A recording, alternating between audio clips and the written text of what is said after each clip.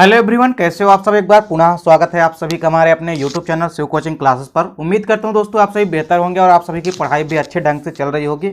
आज की इस वीडियो में हम देखेंगे यहाँ पे 25 मोस्ट इंपोर्टेंट एमसीक्यू और साथ ही साथ उसके आंसर भी देखेंगे, जो कि आपके एनुअल एग्जाम के लिए काफ़ी हेल्पफुल और काफ़ी इंपॉर्टेंट है। तो आइए सीधे वीडियो को स्टार्ट करते हैं।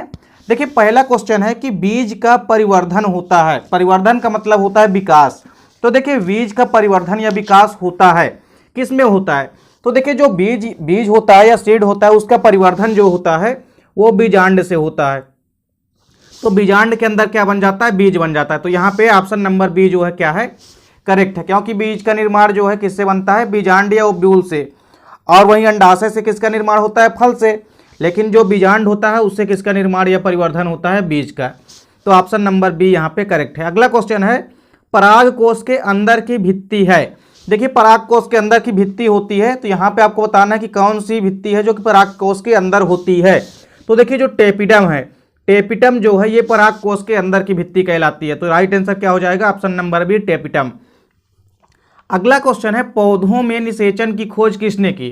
तो देखिए, पौधों में जो निषेचन है, निषेचन की खोज किसने की थी? स्ट्रासबर्गर ने की थी। किसने की थी?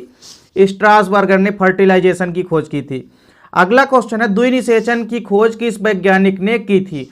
तो देखिए, द्विनिषेचन की खोज किसने की थी? नवास्चिन नामक साइंटिस्ट ने की थी। किसने की थी? नवास्चिन ने। तो यहाँ पे ऑप्शन नंबर डी जो है वो करेक्ट हो जाएगा।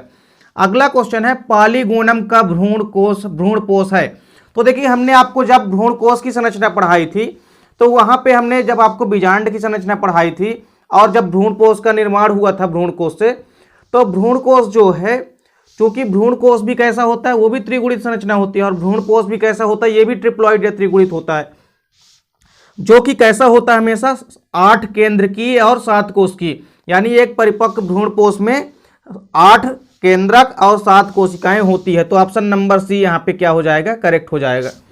अगला क्वेश्चन है कि अनिषेक जनन सामान्यतः पाया जाता है। तो देखिए, यहाँ पे अनिषेक जनन किसमें पाया जाता है मुख्य रूप से? तो 4 ऑप्शन दिए गए हैं। पहला है अंगूर, दूसरा है आम, नींबू और लीची। तो अंगूर में अनिषेक जनन जो है देखने को मिलता है। अगला क्वेश्चन है कि केसर पौधे के किस भाग से प्राप्त होता है? जो केसर होता है वो पौधे के किस भाग से प्राप्त होता है? तो इसका राइट आंसर हो जाएगा ऑप्शन नंबर बी, स्त्री केसर। यानी कार्पल वाला जो भाग होता है, जायांग वाला जो भाग होता है स्त्री केसर, उसी में से केसर को प्राप्त करते हैं। अगला क्वेश्चन है, अंजीर के पौधे में किस प्रकार का पुष्पक्रम पाया जाता है? तो अंजीर के पौधे में हमेशा उदुम्बरक प्रकार का पुष्पक्रम पाया जाता है। तो ऑप्शन नंबर ए यहाँ पे करेक्ट है। अगला क्वेश्चन है, बेलिसनेरिया में किस प्रकार का परागण होता है? तो बेलिसनेरिया में हमेशा याद रखना है आपको कि बेलिसनेरिया में हमेशा वाटर पॉलिनेशन होता है, यानी जल परागण होता है। अगला क्वेश्चन है, युग्मनज होता है। तो युग्मनज आपको याद रखना है कि युग्मनज हमेशा कैसा होता है? द्विगुणित होता है, यानी डिप्लॉइड होता है। तो ऑप्शन नंबर बी क्या है? राइट है। अगला क्वेश्चन है, मानव है। आपको बताना है मानव क्या है? अंड प्रजक है, सजीव प्रजक, अंडजरायुज या उपरोक्त सभी। तो देखिए, जो मानव होता है या जो मानव की फीमेल होती है वो डायरेक्ट बच्चे को जन्म देती है, इसलिए मानव क्या होते हैं? सजीव प्रजक होते हैं। अगला क्वेश्चन है, कितने द्वितीयक शुक्र कोशिकाओं में 200 शुक्राणु बनेंगे? तो एक प्राथमिक शुक्राणु कोशिका से एक अंडाणु बनता है, एक शुक्राणु बनता है। तो यहाँ पे 2 शुक्राणु जो है, 200 शुक्राणु जो है वो 200 ही शुक्र कोशिकाओं से बनेंगे। तो राइट आंसर क्या है यहाँ पे? 200। अगला क्वेश्चन है, ध्रुवीय काय का निर्माण होता है। ध्रुवीय काय यानी पोलर बॉडी का निर्माण होता है, किसमें से होता है? तो ध्रुवीय काय का निर्माण जो होता है वो अंड जनन की प्रक्रिया में होता है। तो इसका राइट आंसर क्या हो जाएगा? ऑप्शन नंबर ए, अंड जनन। अगला क्वेश्चन है, मनुष्य में भ्रूणीय झिल्लियों की संख्या होती है। देखिए, भ्रूण की झिल्लियों की संख्या कितनी होती है? तो मनुष्य में भ्रूणीय झिल्लियों की संख्या होती है 3। आपको याद रखना है, भ्रूणीय झिल्लियों की संख्या कितनी होती है? 3। अगला क्वेश्चन है, सोमनीफेरस नलिकाएं पाई जाती है। तो सोमनीफेरस नलिकाएं किसमें पाई जाती है? तो सोमनीफेरस नलिकाएं हमेशा जो है वृषण में पाई जाती है। तो ऑप्शन नंबर ए यहाँ पे करेक्ट है। अगला क्वेश्चन है, भ्रूणपोष है। तो भ्रूणपोष हमेशा कैसा होता है? त्रिगुणित होता है। कैसा होता है? त्रिगुणित। चाहे भ्रूणकोश की बात की जाए या भ्रूणपोष की, ये दोनों क्या होते हैं? हमेशा त्रिगुणित होते हैं। अब देखिए, अगला क्वेश्चन है, परागकण की बाहरी भित्ति किसकी बनी होती है? तो परागकण की बाहरी भित्ति जो होती है वो स्पोरोपोलेनिन की बनी होती है। ऑप्शन नंबर सी यहाँ पे क्या है? करेक्ट है स्पोरोपोलेनिन। वहीं यदि कभी कभी ऐसा ही पूछ सकता है कि परागकण की जो आंतरिक भित्ति होती है वो सेल्यूलोज व काइटिन की बनी होती है, किसकी बनी होती है, कवक सेल्यूलोज व काइटिन की बनी होती है। तो परागकण की जो बाहरी भित्ति होती है वो किसकी बनी होती है, स्पोरोपोलेनिन की बनी होती है। अगला क्वेश्चन है युक्तांडपी अंडाशय पाया जाता है। तो युक्तांडपी अंडाशय किसमें पाया जाता है, सरसों में पाया जाता है यानी मस्टर्ड में। तो ऑप्शन नंबर ए यहाँ पे क्या है, करेक्ट है। अगला क्वेश्चन है अलैंगिक जनन में जनकों की संख्या होती है। तो अलैंगिक जनन में हमेशा कितने जनक भाग लेते हैं, केवल और केवल एक जनक भाग लेते हैं। तो ऑप्शन नंबर बी यहाँ पे क्या है, करेक्ट है। सॉरी ऑप्शन नंबर दोस्तों यहाँ पे डी करेक्ट है, ऑप्शन नंबर डी करेक्ट है, यहाँ पे ये गलत हो गया है, ऑप्शन नंबर डी करेक्ट है। अलैंगिक जनन में हमेशा एक ही जनक भाग लेते हैं। अगला क्वेश्चन है कि अनिषेचित अंड से बीज का विकास कहलाता है।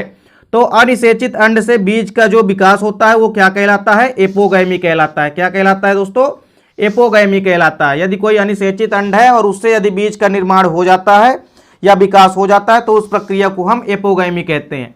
अगला क्वेश्चन है कि सर्टोली कोशिकाएं पाई जाती है। तो सर्टोली कोशिकाएं भी किसमें पाई जाती है, वृषण में पाई जाती है। तो ऑप्शन नंबर डी यहाँ पे क्या है, करेक्ट है। अगला क्वेश्चन है शुक्राणुओं का परिपक्वन होता है। तो शुक्राणुओं का परिपक्वन जो होता है वो एपिडिडायमिस में होता है, जिसको कि हम अधिवृषण कहते हैं। तो ये आपको याद रखना है, ये क्वेश्चन कई बार पूछा जा चुका है। एपिडिडायमिस या अधिवृषण में शुक्राणुओं का परिपक्वन होता है।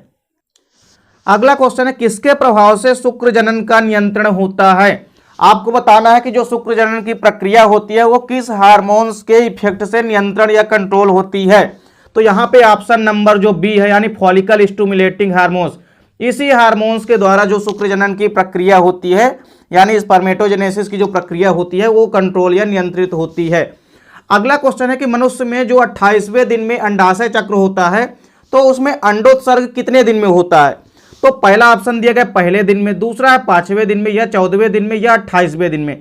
तो देखिए जो अंडोत्सर्ग होता है वो हमेशा कैसा होता है, 14वें दिन होता है। किस दिन होता है, 14वें दिन होता है।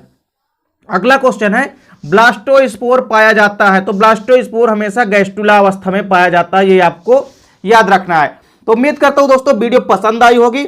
और दोस्तों इसी प्रकार आपको चैप्टर वाइज चैप्टर हर एक टॉपिक पे आपको इंपॉर्टेंट क्वेश्चन कराए जाएंगे और सभी के सभी क्वेश्चन इंपॉर्टेंट क्वेश्चन जो है आप पेपर के पॉइंट ऑफ व्यू से जो है वो भी आपको आगे की वीडियो में प्रोवाइड कराए जाएंगे। तो उम्मीद करता हूं दोस्तों वीडियो पसंद आई होगी। दोस्तों वीडियो अच्छी लगे तो लाइक और कमेंट कीजिएगा, साथ ही साथ अपने दोस्तों के बीच शेयर कीजिएगा। मिलते हैं दोस्तों नेक्स्ट वीडियो में, तब तक के लिए जय हिंद, वंदे मातरम।